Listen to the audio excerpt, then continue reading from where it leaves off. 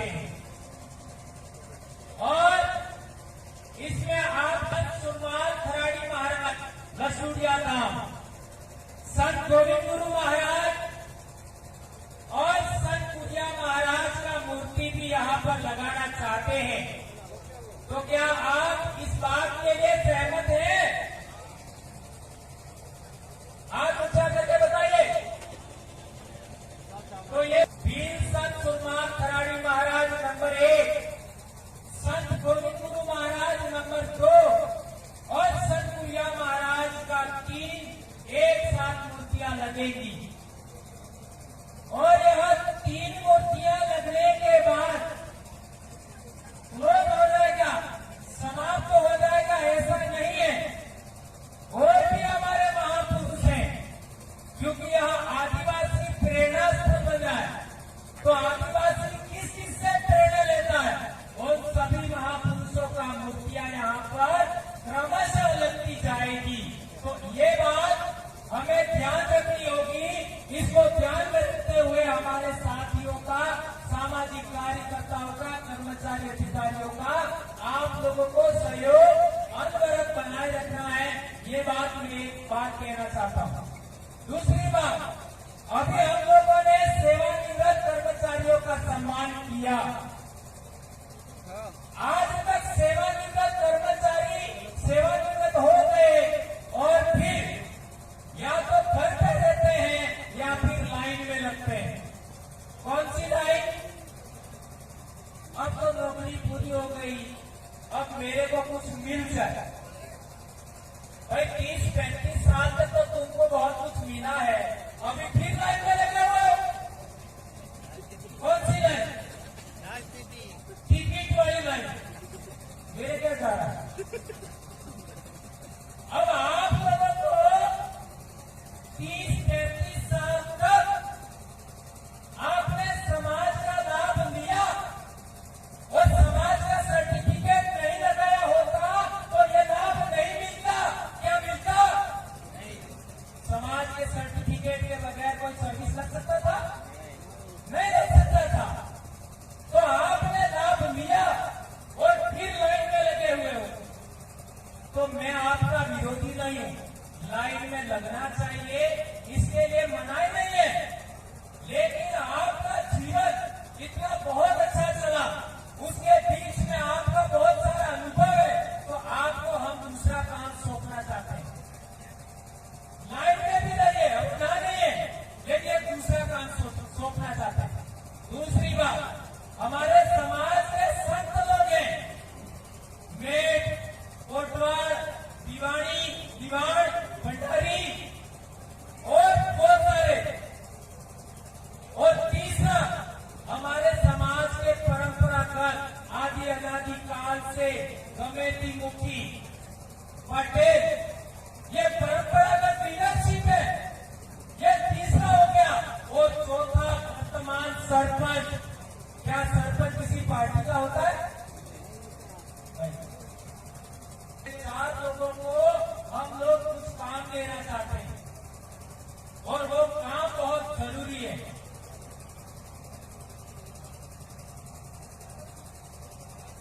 क्या काम? ये 4 लोग आने वाले समय में जब भी सम्मेलन होंगे, ये हमारे वरिष्ठ लोग आके बैठे, ऐसा उनका अलग स्टेज बनेगा। वहां पर कौन कौन बैठेंगे? सेवानिवृत्त कर्मचारी नंबर 1, दूसरा कमेटी मुखी, तीसरा भगत और चौथा सरपंच लोग। वो ऐसे मुंह करके बैठेंगे। और एमएलए हो, चाहे मंत्री हो, चाहे संतरी हो, चाहे अधिकारी हो, सेवानिवृत्त, वो ऐसे मुंह करके बैठेंगे। और फिर कार्यक्रम तो होगा ही होगा और 4 बड़े काम इनको सौंपेंगे। कौन सा? नंबर 1, सरपंच का काम होगा कि अपनी पूरी पंचायत के अंदर दिन डूबने के बाद एक राउंड लगाए। सभी सड़कों पर सरपंच एक बार दिन डूबने के बाद घूमे। ऐसा होना चाहिए कि होना चाहिए? होना चाहिए। हाँ, दूसरा करो। अच्छा, और ऐसा सरपंच ना करे तो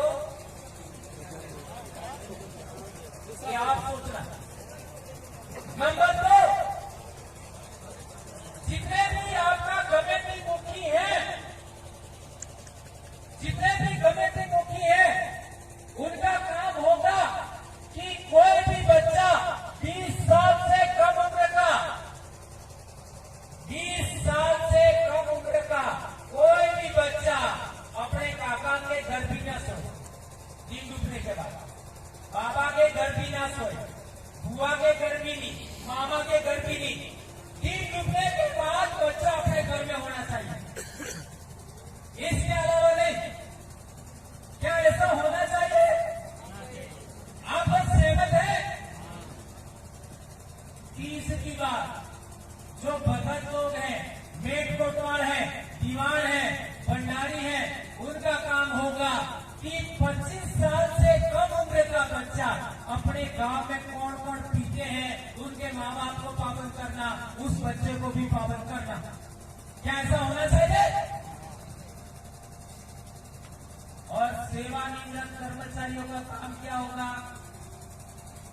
तो सेवानिवृत्त कर्मचारियों का एक बहुत बड़ा काम है। आजकल हमारे बच्चे स्कूल कम जाते हैं, मंदिर ज्यादा जाते हैं। सही है गलत? सोमवार के दिन क्या होता है? स्कूल तो मंदिर में लगती है। सही कह रहे हो गलत कह रहे हो? सारे आ जाते हैं, वहां कौन देखे इनको? कोई अनुशासन नहीं, कोई क्या कर रहा है? स्कूल के अंदर होता एक टीचर पूरा साल पढ़ाता है और केवल 16 सोमवार में वो सारी पढ़ाई बर्बाद हो जाती है। क्या सही कह रहा हूं गलत कह रहा हूं? आज पोक्सो के नाम पर हमारे कितने बच्चे जेलों में बैठे हैं? वो उसका कारण क्या है? उसका एकमात्र कारण है कि हमारे बच्चे समय से पहले, उम्र से पहले, समझने से पहले वो आपका इन गलत कामों में व्यस्त हो जाते हैं। इंटरनेट से हमारा बच्चा छूट गया और उसकी वजह से इतना बड़ा नुकसान हो रहा है। तो सेवानिवृत्त कर्मचारियों का काम होना चाहिए कि कोई भी बच्चा किसी भी माँ बाप का स्कूल टाइम में मंदिर में ना जाए। क्या आप ऐसा चाहते हैं? और कौन चाहते हैं? सबका फोटो खींचो, आगे आकर के एक दो जने आगे पानी पीता है, हाथ खड़ा कर दो हाथ।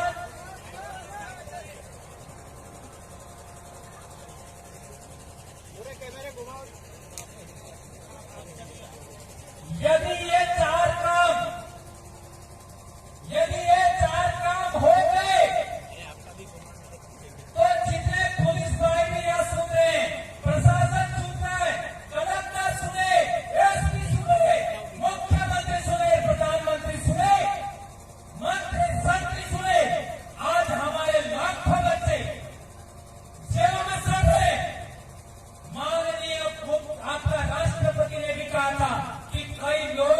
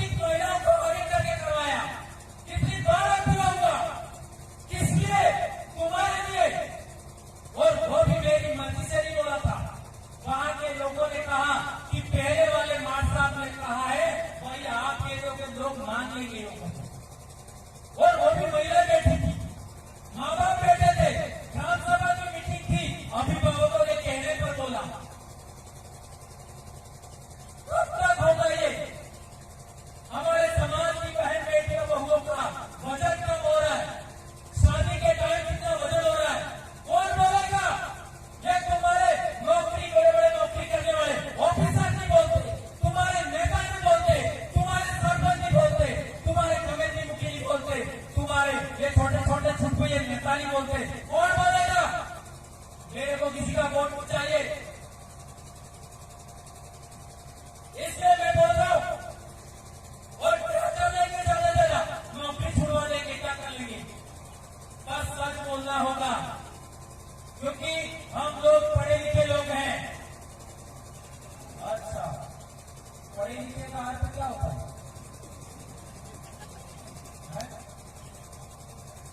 पढ़े लिखे का अर्थ क्या होता है? कोई एक जवाब बताओ, खड़ा होकर, कितना जल्दी हो जाएगा?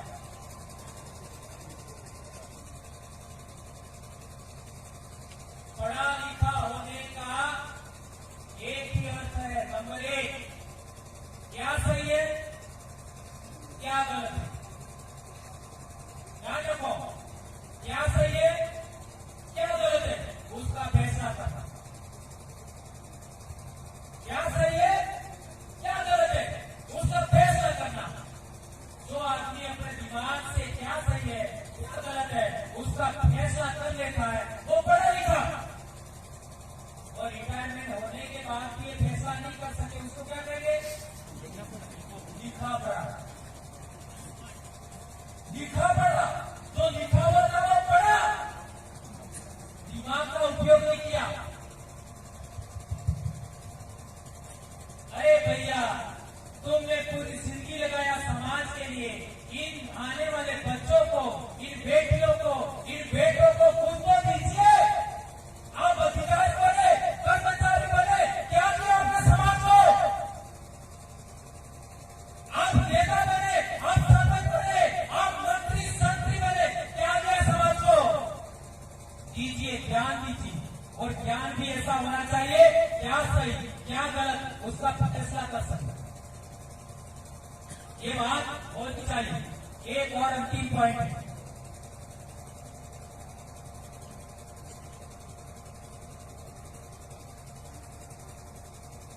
हाँ, हमारे समाज के अंदर आज तक कई लोग हैं जो दूसरों के बाप को अपना बाप कहते हैं। हमारे समाज में होकी आई है, होकी आई है, होको बाप है। बहुत कठिन ऐसे शब्द बोलना मुझे अच्छा नहीं लगता, पर आज तक डूंगरपुरी नहीं, बांसवाड़ा ही नहीं, प्रतापगढ़ ही नहीं, पूरे देश के आदिवासी इलाके के अंदर, पूरे देश के आदिवासी इलाके के अंदर इतिहास पढ़ो, पता लगाओ, देश आजाद होने से पहले आदिवासी से नहीं लड़ता था। एम आई राइट?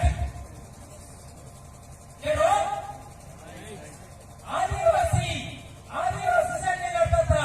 और हम पढ़ रहे थे तब भी एक नियम था, किसी भी गैर आदिवासी ने आदिवासी को गाली भी दे दिया तो वैर भाव भूल जाता, आपको लड़ाई भूल जाता, सगानी लड़ाई, कोई भी लड़ाई भूल जाते और सब एक हो जाते।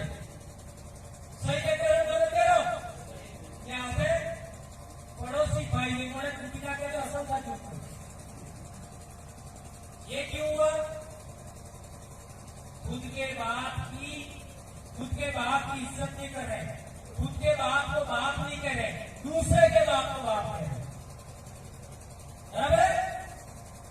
और दूसरों के बाप को बाप कहने वाले लोग आप पहचानोगे कैसे? उसकी भी दो आंखें होती है, उसकी भी एक नाक होती है, दो पैर होते हैं, दो हाथ होते हैं, पहचानोगे कैसे? पहचानोगे कैसे?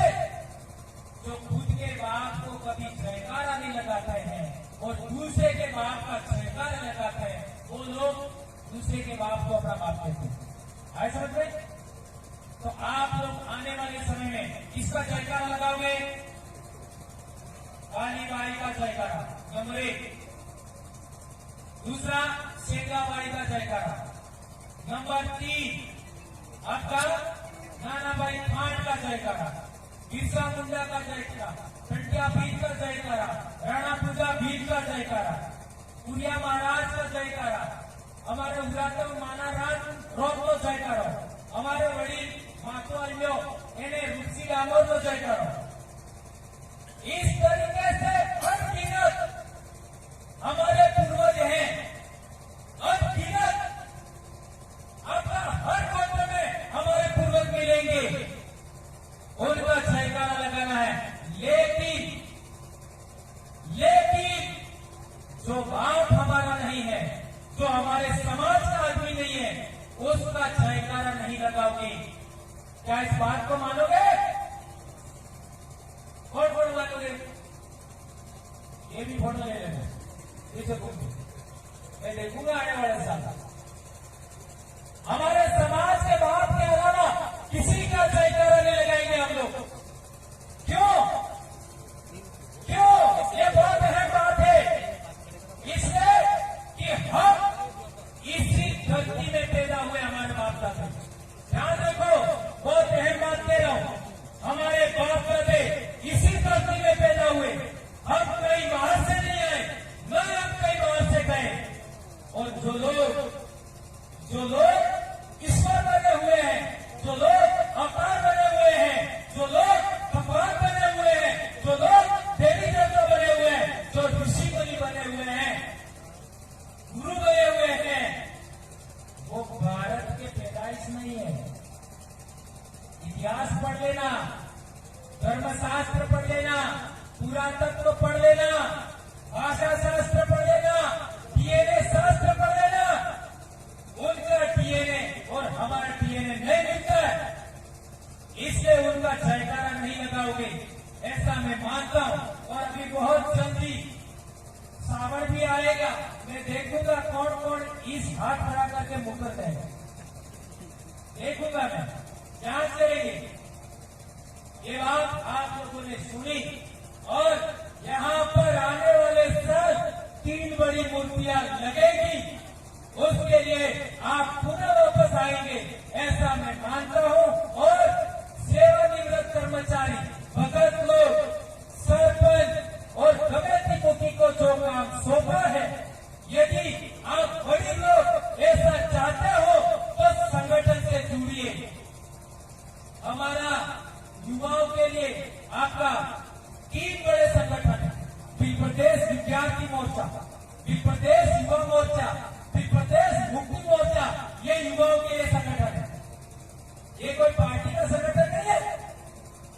और कर्मचारी गणसंघ भी है, उसमें सेवानिवृत्त कर्मचारी भी ले सकते हैं, कमेटी मुखी संघ भी है, सरपंच संघ भी है, भक्तों का भी संगठन है, महिलाओं का भी संगठन है, उसमें जुड़िए। महिला संगठन से जुड़ने के लिए एक कंडीशन है, वो महिला शादीशुदा होनी चाहिए।